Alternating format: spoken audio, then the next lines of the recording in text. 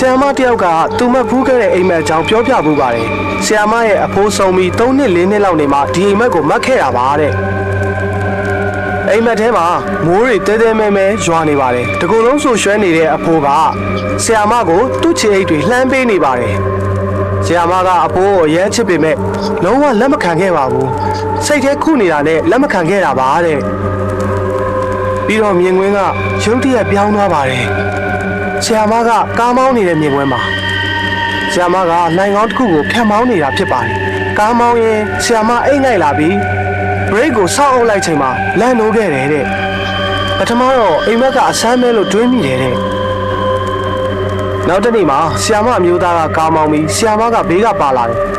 ခါတိုင်းကားစီးရင်အိတ်ချင်စိတ်မဖြစ်ပေမဲ့အခုတစ်ခါမှအိတ်ချင်လာပါတယ်တဲ့အဲဒီနေ့ကဆီယမကကားရှိကန်ဘေးခုံမှာထိုင်တာပါဆီယမလန့်နိုးချိန်မှာဆီယမအိမ်မက်ထဲမှာတွေ့ခဲ့တဲ့လိုင်ကောင်းရှည်ကြီးတဲ့ကိုရောက်နေကြောင်းဆီယမသတိထားလိုက်မိတယ်ဘေးကဆီယမအမျိုးသားကလည်းကားမောင်းရင်အိပ်ပျော်နေတာကိုတွေ့သွားတယ်ဆီယမလည်းလမ်းဖြတ်ပြီးအမျိုးသားကိုအမြန်နှိုးလိုက်လို့သာဘေးမတီရမခအိမ်ကိုပြန်ရောက်ခဲ့ပါတယ်ဆီယမကအိမ်မက်ကိုသတိရသွားတယ်အိမ်မက်ရဲ့အဓိပ္ပာယ်အကြောင်းသိရအောင်အိမ်မက်ပညာရှင်ကိုတွားတွေ့ခဲ့တယ်အဓိပ္ပာယ်ကဒီလိုရှိပါတယ်တေပြီးသားလူကပစ္စည်းတစ်ခုခုကမ်းပေးရင်အိမ်မက်မက်သူကတေတော့မှာပါတဲ့အဲဒီနောက်မှာဆီယမကအားလုံးကိုမိမိပြောက်သဘောထားခဲ့တယ်ခုနှစ်နှစ်တာကုန်လွန်သွားပြီးနောက်မှာတော့ဆီယမတို့ရဲ့အဖိုးအုပ်ကိုနေရာပြောင်းမဲ့နေ့ကိုရောက်လာတယ်အဖိုးပြစ်သူရဲ့အခါကိုဖွင့်လိုက်ချိန်မှာ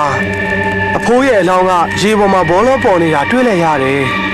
ထူးဆန်းတာတစ်ခုကတော့အဖိုးရဲ့အလောင်းကမပုတ်တိုးသေးပါဘူးအလောင်းကနည်းနည်းပွားနေကြောင်းဆီယမသတိထားမိခဲ့တယ်ဆီယမကသူမအိမ်မက်ထဲမှာမိုးရီဆူရွှဲနေတဲ့အဖိုးဖြစ်သူကိုပြန်တရိရသွားတယ်အဖိုးကသူ့ရဲ့လက်ရှိအနေအထားကိုသိစေချင်တာလည်းဖြစ်နိုင်ပါတယ်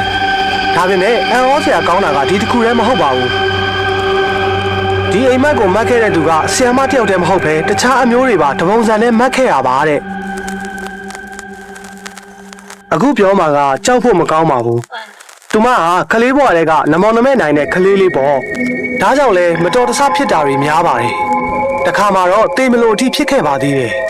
သူမကအကောင်လေးတွေကိုချစ်တဲ့ကလေးမလေးပေါ့ကားသားလာရမ်းရှုပ်တဲ့လမ်းမကြီးကိုကြောက်စရာကောင်းရမှန်းမသိပဲဖြတ်ကူးခဲ့ပါတယ်ကလေးတော့လှုပ်ခဲ့တာဆိုတော့စိတ်ထဲဘာမှမထားပဲလှုပ်ချင်တာလှုပ်တတ်တယ်လေဒါပေမဲ့လမ်းပေါ်ကိုခြေချလိုက်တာနဲ့သူမနောက်ကနေလှမ်းအော်တန်းတွေကိုကြားလိုက်ရပါတယ်လက်နွားတဲ့သူမကနောက်ပြန်ဆုပ်လိုက်တယ်ကံကောင်းကျင်တော့လမ်းပေါ်ထိမရောက်လိုက်ပါဘူး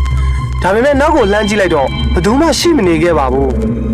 သူမအကိုကြီးကငိုတံပါကြီးနဲ့အော်ရင်ပြေးလာပါတယ်ဟေးတခုပြစ်သွားရင်ဘယ်လိုလုပ်မလဲဘာလက်ကိုမလွတ်ရဘူးလေတဲ့သူမအကိုကဆိုင်ထဲကနေပြေးထွက်လာပြီးသူမကိုပြေးဖက်ပါတယ်ဒီတော့အဲ့ဒီအချိန်မှာလှမ်းအော်မဲ့သူဆိုလို့သူမအကိုပဲရှိတဲ့သဘောပေါ့ဒါပေမဲ့သူမကြားလိုက်မိတဲ့အတန်အရလူ10ယောက်မကအော်တဲ့တတိထားဆိုတဲ့အတန်ပါပဲ